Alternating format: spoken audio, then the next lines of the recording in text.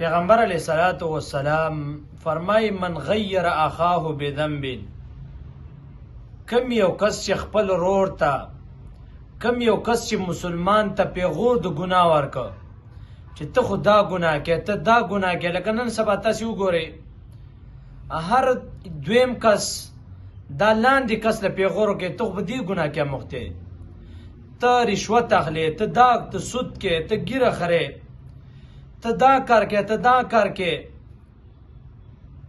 دا پیغورونه ورکوي.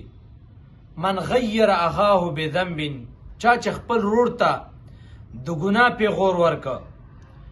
نبی کریم صلی الله علیه وسلم فرمایي الله رب العزت په هغه پورې دا کس نه وجني چې حتی یعمله، تر دې پورې چې دې کس په خپله دا ګناه نه کوي.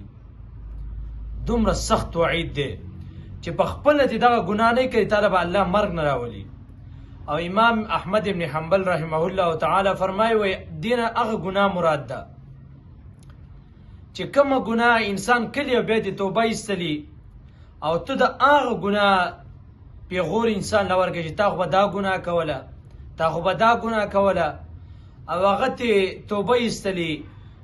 امام احمد ابن حنبل رحمه الله تعالی فرمایي الله به هغه پورې نه وجني تر څو پوهې چې په دې ګناه کې په خپله باندې مختکلی دی، هغه پورې به د امرینه دې وجې نه تشه په نوم باندې مسلماني ده.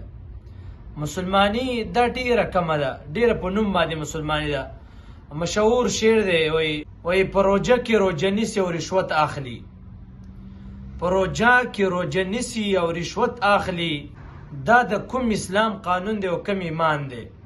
ګور روژه به هم نیولي او رشوت هم اخلي، نو دا څنګه مسلمانی شو چې هم روژه هم نیسي او هم رشوت اخلي؟ دا په کوم اسلام او په کوم دین کې دي؟ بیا مخې ته فرمایي وی د کردار مسلمانی په چا کې نشته، دلته صرف د خبرو مسلمان دی.